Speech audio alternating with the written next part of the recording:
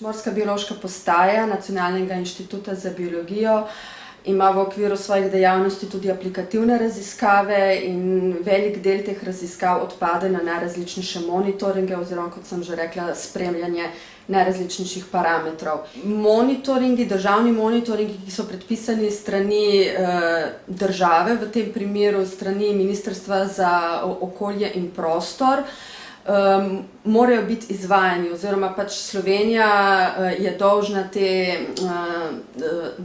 dolžna spremljati določene parametre in eden od teh, recimo, monitoringov je spremljanje ekološkega in kemičnega stanja morja. Pomeni, v primeru kemijskega stanja gre za spremljanje vrste kemičnih parametrov od osnovnih oceanografskih kemičnih parametrov, kot so slanost, pH, kisik v morski vodi, potem naprimer vsebnost, recimo vsebnost suspendirane snovi in pa vrste organskih in pa anorganskih kemičnih onesnaževalcev, ki naj ne bi bili prisotni oziroma v nizkih koncentracijah v morski vodi. Spremljajo se recimo tudi določeni onesnaževalci v sedimentu na morskem dnu.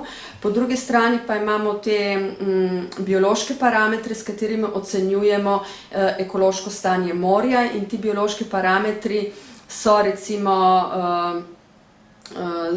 fitoplanktonska združba, potem združba vegetacije na morskem dnu in pa združba bentoških nevretenčarjev.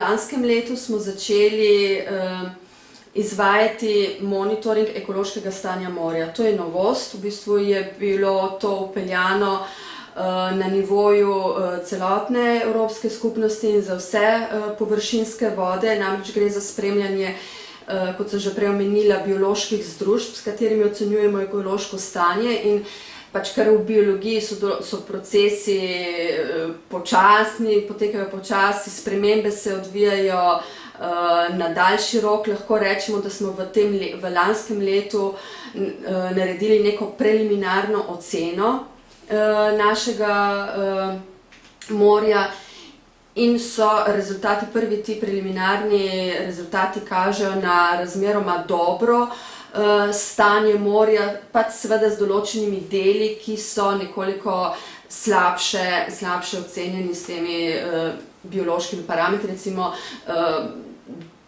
nekateri pokazatelji v združbi bentoških nevretenčarjev pa mogoče makroalg kažejo na določene vplive skopnega, ki jih je potem potrebno seveda na kopnem nekako izboljšati oziroma omejiti negativni vpliv na obalno morje. To je pač tista novost, recimo, ker se v preteklosti mogoče samo ocenjevalo na podlagi trenutnih vrednosti, izmerjenih vrednosti, recimo kemičnih onesnaževalcev, naprimer organskih halogeniranih spojin ali pa recimo težkih kovin. Je pač novost te nove evropske zakonodaje, vodne direktive, da se ocenjuje stanje morja na podlagi bioloških parametrov, recimo kakšno je na primer stanje bioloških združb.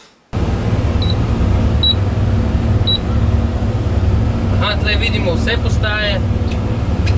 Bomo obiskali vse danes? Ne vse. 12. 12 od teh jih bomo obiskali. Sem zaposlen kot projektni sodelavec, tehnik in vodja potopraške baze. Največkrat sem prisoten na terenih. Današnji teren je bil mesečni teren, ARSO, monitoring, in predvsem preko računalnika aktiviram razne aparature, s katerimi pobiramo vzorce. Z neko tako rozeto, ki se spusti in zapira poklopce na različnih metrih, v bistvu se z različnih metrov jemlje vzorec vode.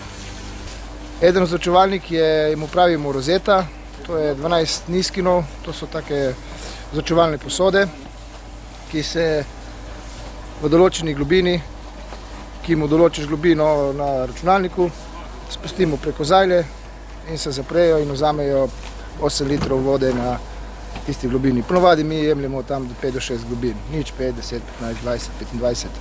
Vodo, ki smo vzeli na določeni globini, jo pol damo v druge posode, ki jih peljemo v laboratorij. Seveda v laboratoriju pa pregledujejo druge kemijske parametre, na grobo, ne vem, nutriente, klorofil gledajo, pa še kakšne druge pH zmerijo tudi v laboratoriju. In pa še z eno sondo, ki meri svašta, še ne vem še zdaj ne kaj vse. Pol pa imamo sondo, to je naša nova pridobitev. Mi smo že imeli eno sondo, to je v bistvu, eni mu pravijo mikroprofiler oziroma aparatura, ki ima na sebi več senzorjev, zelo hitra.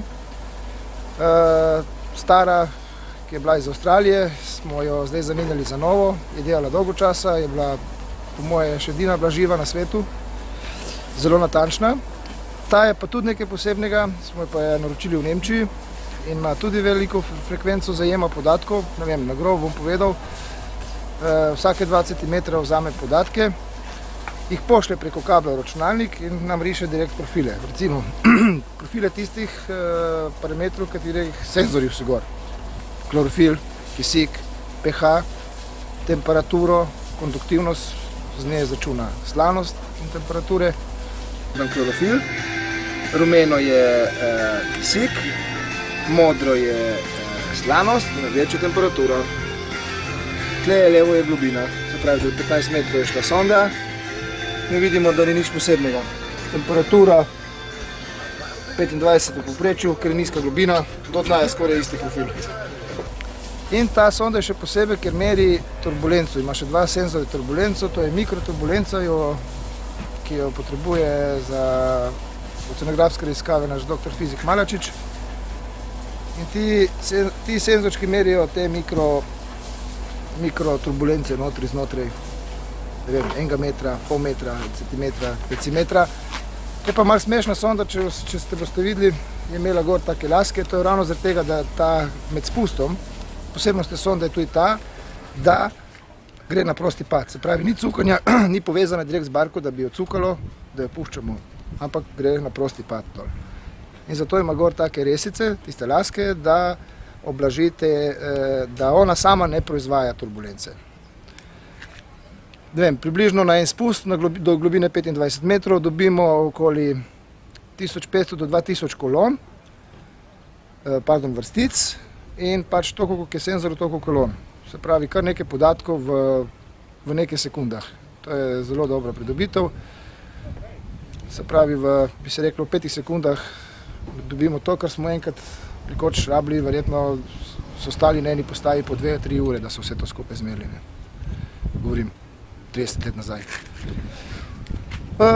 Potem, ne vem, so pa še razne aparaturice, čisto klasične seki, to je zelo stara aparatura in pravimo ji seki, to je pač merimo prozornost, že veliko let, nič posebnega, taka plošča, ki ima svoje primer in gledamo, do kire globine se več ne vidi, oziroma do kire globine se še nekoliko jasno vidi.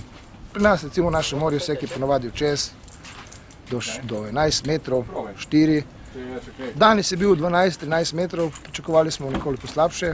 Poletje ponovadi manj, ne vem, verjetno zaradi dežja, kaj tajega. Spravo, pobirali smo vzorce vode, vodni stolpec, cevjo. Rabimo kompozitni vzorec, se pravi, rabi vodo iz, bi se reklo, vsakega centimetra, ne kot z rozeto, vsakih meter, vsakih 5 metrov, ampak rabimo celoten stolpec vode za toksične zaštete toksičnega fitoplanktona. V bistvu bi se reklo, on pregleda pod lupo, potem s tem vzorcem vode pregleda celoten stolpec, če so kakšen fitoplankton toksičen, se razmnožil. Sem podiplomski študent na inštitutu Jožef Štefan. Z morsko biološko postajo vzorčim že od februarja. Vzorčim vode, morske vode. V njih potem določamo organokositrove spojine. Analize pa izvajamo za ARSO, to je Agencija Republike Slovenije za okolje. Občasno vzorčim tudi za Zavod za zdravstveno varstvo Maribor. Za njih vzorčim vode, kjer določajo potem v vodoosebnost motornih vol. Kapitan Marko, kakšne vse konzole imate okrog sebe? Diferencialni GPS z 2 antenami, normalen GPS, GPS ploter, kjer je karta gor navtična. Potem imamo tukaj globinomer, ehosonder, če ne drugače, in pa radar, ki zdaj ni prižgan. Velika komandna plošča za delovno barko. Zakaj je toliko komand? Zakaj je toliko komand? Barka ima 2 motorja. Vse podatke v motorju dobivamo, vse pritisk, obratomir, temperatura, napetost, tako da smo sigurni, da barka deluje, kako je treba.